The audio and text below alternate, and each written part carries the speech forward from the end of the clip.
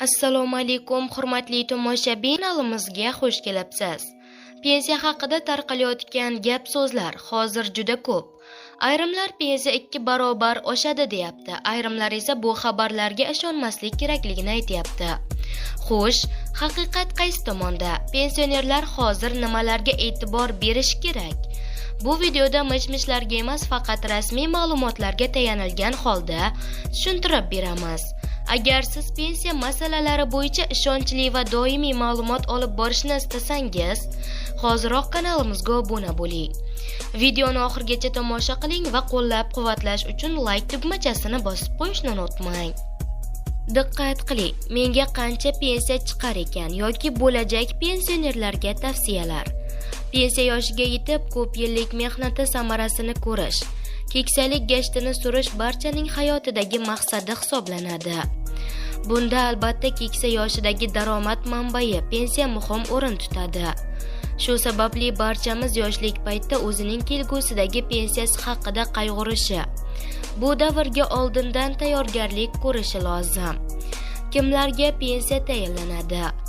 Yoshga doir to'liq pensiya olish uchun erkaklarga 60 yoshga to'lganda 25 yil ish staji, ayollarga 55 yoshda 20 yil ish stajiga ega bo'lganda tayinlanadi.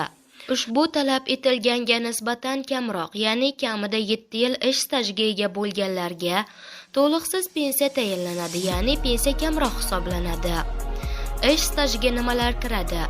Pensiya tayinlashda ish stajiga rasmiy ishlab, ish haqqi hisoblangan davrlar, yakka tartibdagi tadbirkor, o'zini o'zi band yoki xorijda ishlagan shaxs sifatida pensiya jamg'armasiga ijtimoiy soliq to'langan davrlar ish stajiga hisoblanadi. Ma'lumot uchun, ayol kishi rasmiy ishlab ish haqqi hisoblangan va yakka tartibdagi tadbirkor, o'zini o'zi band yoki xorijda ishlagan shaxs sifatida pensiya jamg'armasiga ijtimoiy soliq to'langan davrlar ish stajiga hisoblanadi. Ma'lumot uchun, ayol kishi rasmiy ishlab ish haqqi hisoblangan va yakka tartibdagi tadbirkor, o'zini o'zi band yoki xorijda ishlagan shaxs sifatida ijtimoiy soliq to'langan davrlari jami 20 yil bo'lganda 54 yoshdan yoshga doir pensiyaga chiqish imtiyozi mavjud. Bunda yuqoridagi davrlar uchun kamida 7 yil ish stajiga ega bo'lganda fuqaroning harbiy xizmat, oliy o'quv yurtidagi kunduzgi o'qish hamda bola parvarishi uchun ta'tildagi bo'lgan davrlar ham umumiy ish stajiga qo'shiladi. Pensiyaga tayyorgarlik qanday amalga oshiriladi?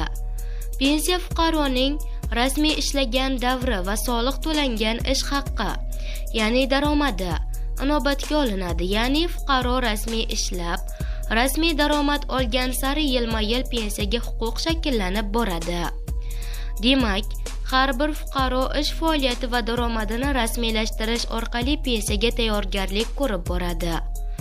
Barchamiz pensiya yoshiga yaqinlashib qolamiz va endi pensiya haqida o'ylashni boshlaymiz. Endi menga qancha pensiya chiqar ekan? Yuqori miqdorda pensiya olarmikanman? Kabi savollar bizni qamrab oladi. Ya'ni endi biz pensiyaga qanday chiqish, qayerga murojaat qilish, pensiya qanday hisoblanishi, bunda nimalar hisobga olinishiga qiziqishni boshlaymiz. Pensiya tayinlangandan so'ng esa ko'pchilik fuqarolarimizda nega menga kam miqdorda pensiya tayinlanadi? Meni hisobim bo'yicha ko'proq pensiya olishim kerak edi kabi savollar tug'iladi.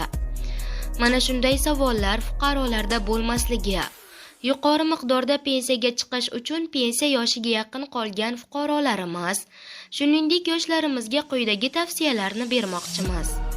Birinchidan, mehnat faoliyatingiz rasmiy shaklda ketayotganligiga, ishlayotgan tashkilotlaringizda sizga ish staji yozib borilayotganligiga ishonch hosil qiling. Buni o'zingiz mustaqil ravishda MyGov.uz portali orqali tekshirib olsangiz ham bo'ladi.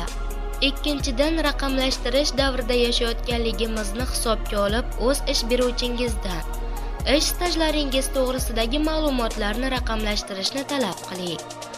Uchinchidan, tashkilotingiz tomonidan sizga rasmiy shaklda ish haqqi to'lanayotganligiga e'tibor bering.